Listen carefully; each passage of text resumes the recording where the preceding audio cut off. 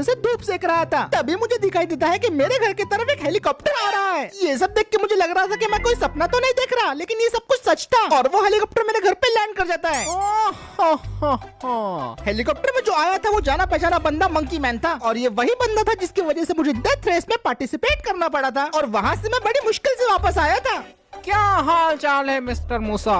लगता है छुट्टियों के मजे ले रहे हो। मंकी मैन की बात सुन के मैं उसे कोई जवाब नहीं देता क्योंकि मेरे दिमाग में सिर्फ एक ही बात चल रही थी कि ये बंदा आखिरकार यहाँ पे आया क्यों है। मेरे दिमाग में तो काफी सारे सवाल चल रहे थे, लेकिन फिर भी मेरे पास आके वो मुझे बोलने लगता है, तुम्हारे लिए मेरे पास एक जरूरी काम है जो कि सिर्फ तुम ही कर सकते हो। तो ये सुन के मैं उसे बोलने लगता हूँ कि भाई हर बार ऐसे कौन से काम आ जाते हैं जो सिर्फ मैं ही कर सकता हूँ। मेरे पास एक ऐसी खास धातु है जो कि वाइब्रेनियम से भी ज्यादा मजबूत है। ये तो बहुत अच्छी बात है, इस धातु को आप अपने पास ही रखिए। फिर मैं इसे नहीं रख सकता क्योंकि मैंने इसे किसी और के लिए खरीदा है और यही तुम्हारा काम होने वाला है। ये सुन के मैं उससे पूछता हूँ कि भाई कैसा काम? कल 2 बजे तुम्हें लाला डॉन के तरफ जाना है, वो तुम्हें मेरा धातु दे देगा। तुम्हें उस धातु को पिकअप करना है और उसे ले आना होगा सीधा मेरे पास। तुम्हारे पास? लेकिन कहाँ पर? मैं तुम्हें सनी साइड बीच पे मिल जाऊंगा। ठीक है भाई, मैं समझ गया। देर मत करना, होशियार रहना, और अगर पुलिस ने तुम्हें पकड़ लिया तो तुम और मैं एक दूसरे को नहीं जानते।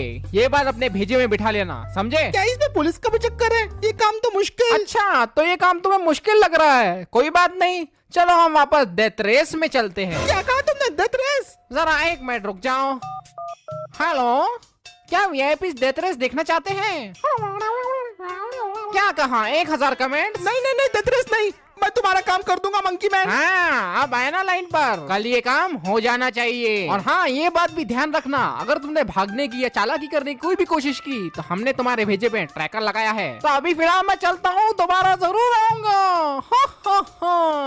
और बस इतना बोलने के बाद मंकी मैन अपने हेलीकॉप्टर में वापस बैठ जाता है और अपने हेलीकॉप्टर को उड़ा के वहाँ से निकल जाता है। अब मंकी मैन तो वहाँ से जा चुका था, लेकिन मेरे सर पे उसने टेंशन का पहाड़ छोड़ के गया था क्योंकि मुझे फिर से वही चीज करनी पड़ रही थी जिससे मैं इतने दिनों से दूर भाग रहा था। पता नहीं, जब भी मैं अपनी जिंदगी को एंजॉय करने लगता हूँ तभी मुझ पर कुछ इस तरीके की मुसीबतें क्यों आ जाती है।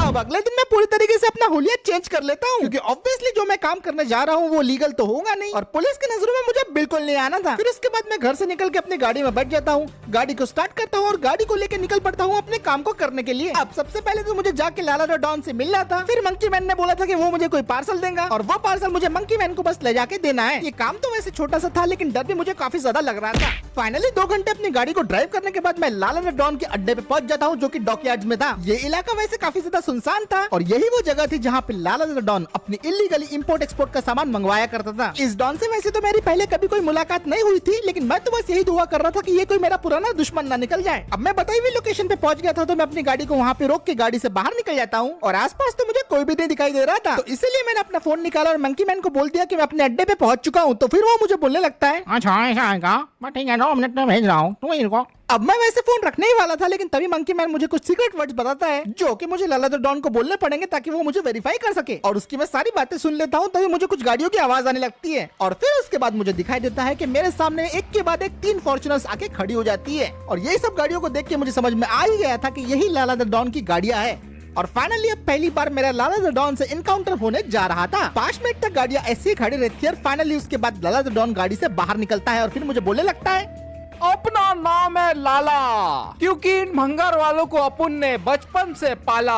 तू कौन है साला? अब मंकी मैन के बताए हुए सीक्रेट वर्ड में इसे बोलने लगता हूँ जो कि कुछ इस तरीके से थे, मैं लेने आया हूँ आपकी वो चीज दुनिया में है जो सबसे ज्यादा यूनिक वाइब्रेनियम से मिलता है, उसका नाम, यहाँ से उसे सही सलामत लेके जाना, यही है मेरा काम। अच्छा, तो तू मार्कोस का आदमी है? मार्कोस भाई कह रहे थे कि वो कोई नया बंदा भेजेंगे, लगता है ये वही है। चल, तेरे फोन में OTP आऊंगा, वो बता। हाँ, एक मैसेज जरूर आया है, इसमें लिखा है, आग लगे चाहे बस्ती में, बाबा चला अपनी मस्ती में। सौरभ, अरे ये मेरे दोस्त का नाम क्यों लिखा है यहाँ पे? ये प्राइवेट इंफॉर्मेशन है, हम ये नहीं दे सकते। सर कोड एकदम करेक्ट है, हमें माल इसी को ही देना है। तो एक काम कर, जाके मेरे पास ले आओ उस माल को। इतना बोलते ही वो बंदा मेरे सामने उस धातु को लाके रख देता है, लेकिन ये तो एक अलॉय व्हील दिख रहा था। मैं थोड़ा सा कंफ्यूज हो गया था, तो इसलिए मैं उस बंदे से पूछने लगता हूँ कि भाई ये क्या, ये तो एक अलॉय व्हील है।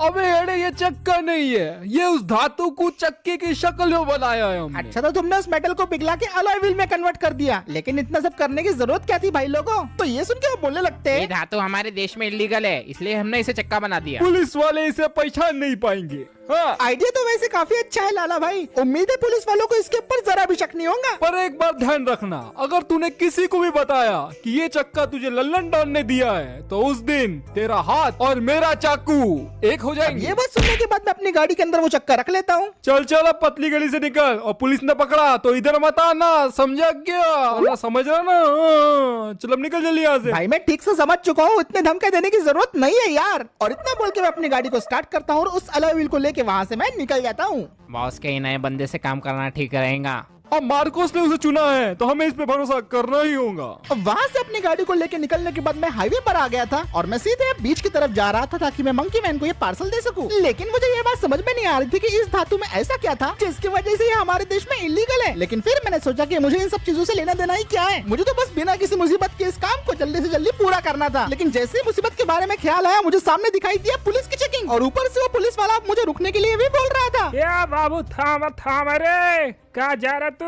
अब पुलिस को मेरे पे कोई शक न हो इसलिए मैं गाड़ी से उतर गया था। ए बाबू इधर आ, बोला क्या कर रहा तू? अब उस पुलिस वाले की ये बात सुनने के बाद मैं सीधा गाड़ी से उतर के उसके पास चला गया था और वो मुझे काफी देर तक घूरने के बाद मुझे बोलने लगता है, क्या रे बाबू देखो बहुत ठंडी लग रही है, ये जैकेट वाकेट पहन के घूम रहा तू, इतना चश्मा लगा लिया, काला काला मार तो भी। सर वो मेरी थोड़ी सी तबीयत खराब हो गई थी, थोड़ा सर्दी जुकाम, इसीलिए बस मैंने। अच्छा तेरी तबीयत खराब है तो बाबू थोड़ा दूर से बात कर मेरे से। वैसे तुझे पता है मैंने तुझे यहाँ पे रोका काहे को? इस बात का तो मुझे कोई भी आइडिया नहीं है सर। तू 40 की स्पीड लिमिट पे 45 पे गाड़ी भगा रहा था, तो ये सही है क्या? माफ करना सर, मुझसे गलती हो गई, दोबारा ऐसा नहीं होगा। सॉरी से कुछ नहीं होगा, देखू तो आएगा बेटा। अरे ये क्या? अब मेरी फटके हाथ में आ गई थी क्योंकि वो पुलिस वाला मेरी स्कॉर्पियो को चेक कर रहा था। तू अपनी गाड़ी में ये चक्का क्यों लेके जा रहा है? सर वो मैं अपनी स्कॉर्पियो को मॉडिफाई करवा रहा था। अच्छा मॉडिफिकेशन, पर क्या तू ये जानता है कि इतने बड़े बड़े चक्के लगाना लीगल नहीं है? इसका भी फाइन हो सकता था अगर ये चक्का तेरी गाड़ी में लगा होता, समझा? अगर ऐसी बात है सर तो मैं इसे तुरंत रिटर्न कर दूंगा। अब गाड़ी की चेकिंग हो जाने के बाद वो पुलिस वाला मेरे पास आके मुझे बोलने लगता है, चल अब वो सब छोड़, अभी ये बता जो तूने ओवर स्पीडिंग करा है उसका चालान होता है 20,000 रूपए, कितना देगा बता? क्या कहा सर? 20,000? ये तो बहुत है। तो 15 देगा? सर इतनी तो मेरे कार की EMI है। तो 10 तो दे सकता होगा। सर 10 तो नहीं है मेरे पास। तो एक काम कर 5 दे दे 5। सर 5,000 थे मेरे पास, लेकिन 3,000 का तो पेट्रोल ही लग गया मुझे अभी। तो फिर कितने दे सकता? 1000 दे सकता? सर मैंने 500 के चॉकलेट और चिप्स खरीद लिए बीवी के लिए। अब तो कुछ नहीं होता है, फाइन मार दे इसका 20,000 रूपए का। ओ काका जाऊ दिया ना। ठीक है 500 देके निकल, तेरे जैसा गरीब मैंने नहीं देखा। मैंने अब 500 रुपए का फाइन पे कर दिया था और पुलिस वाला मुझे कुछ समझाता है और फिर उसके बाद मुझे जाने के लिए बोल देता है। मैं खुशी खुशी अपनी गाड़ी में बैठता हूँ और अपनी गाड़ी को स्टार्ट करके वहाँ से निकलने लगता हूँ। और इंस्पेक्टर साहब थैंक यू, फिर मिलते हैं। साले 30 लाख की गाड़ी में घूमते फिर भी किटकिट करते। इस बार तो मैं बाल बाल बच गया था, क्योंकि अगर उन पुलिस वालों को पता चल जाता कि मेरी गाड़ी के अंदर क्या है तो वो लोग तो सीधा मुझे जेल में ही डाल देते। लेकिन अब सब कुछ ठीक था तो इसलिए मैं अपनी गाड़ी की स्पीड बढ़ा देता हूँ और जितना जल्दी हो सके मैं बीच की तरफ निकल पड़ता हूँ। लेकिन मुझे इस बात का कोई अंदाजा नहीं था कि चौराहे पे कोई मेरा इंतजार कर रहा था, क्योंकि जैसे ही मैंने जमनजट्टी के कच्चे रास्ते को क्रॉस किया तभी मुझे मालूम पड़ता है कि 3 ऑल्टोस मेरा पीछा कर रही है। वही गाड़ी है, सामान उसके ही अंदर है। मुझे भनक हो गई थी कि इनके इरादे ठीक नहीं है, इसलिए मैंने अपनी गाड़ी को और भी ज्यादा रफ्तार में भगाना शुरू कर दिया था। पहले तो इन लोगों ने मेरी गाड़ी का रास्ता ब्लॉक करने की कोशिश की, ये लोग मुझे कट मार जा रहे थे और मेरे गाड़ी के सामने आके ब्रेक्स लगा रहे थे। और क्योंकि फास्ट एंड फ्यूरियस मैंने भी बहुत देख रखी है तो मैं जानता था कि इन लोगों से कैसे डील करना है। मैंने अब अपनी गाड़ी की और भी ज्यादा रफ्तार बढ़ा दी थी और जब इनको लगा कि मैं भागने की कोशिश कर रहा हूँ तब इन्होंने मेरी गाड़ी को ठोकना शुरू कर दिया। और ये लोग अब इस बात की पूरी कोशिश कर रहे थे कि मेरा किसी तरीके से एक्सीडेंट हो जाए। और मुझे अब समझ में आ गया था कि ये लोग मुझसे उस धातु को लूटने के लिए आए हैं। अब ये लोग मुझे एक के बाद एक टक्कर मारे जा रहे थे, लेकिन मुझे ज्यादा फर्क नहीं पड़ रहा था क्योंकि ऑब्वियसली मेरी गाड़ी इनसे काफी ज्यादा भारी थी। लेकिन हाई स्पीड पे थोड़ी सी भी इंस्टेबिलिटी की वजह से मेरी गाड़ी आउट ऑफ कंट्रोल हो सकती थी और ये लोग तो लिटरली ड्रिफ्ट करते हुए मेरी स्कॉर्पियो के पीछे पड़ गए थे। पहले तो मैं सोच रहा था कि मैं अपनी गाड़ी को स्पीड में भगा के इन लोगों से पीछे छुड़ा लूंगा, लेकिन ये लोग बिल्कुल भी नहीं रुक रहे थे और जिसकी वजह से इनकी खुद की गाड़ी का ही एक्सीडेंट हो रहा था। और देखने में तो मुझे ये मालूम पड़ रहा था कि इन लोगों को जान की परवाह बिल्कुल भी नहीं है। इवन अगर मैं डिवाइडर पे गाड़ी अपने भगा रहा था तो ये लोग डिवाइडर पे भी चढ़ जा रहे थे।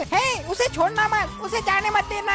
और ये देख के तो मेरे भी होश उड़ जा रहे थे कि ये ऑल्टो वाले इतने भयानक गाड़ी कैसे चला रहे थे। रुक जा, मैं तुझे छोड़ूंगा नहीं। लेकिन मेरी लिमिट सब पूरी तरीके से क्रॉस हो चुकी थी और ये चूहे बिल्ली का खेल मुझे अब खत्म करना था। स्कॉर्पियो एन के एडास की वजह से गाड़ी तो खुद ब खुद चल रही थी। हाँ ये एडास मैंने एक्सयूवी से उठाया था, लेकिन फिर भी। और फिर उसके बाद मैं अपने रॉकेट लॉन्चर को लोड करता हूँ और सीधा उन ऑल्टोस की तरफ फायर कर देता हूँ, जिसके बाद देखने को मिलता है धमाके। आ जाओ आ जाओ।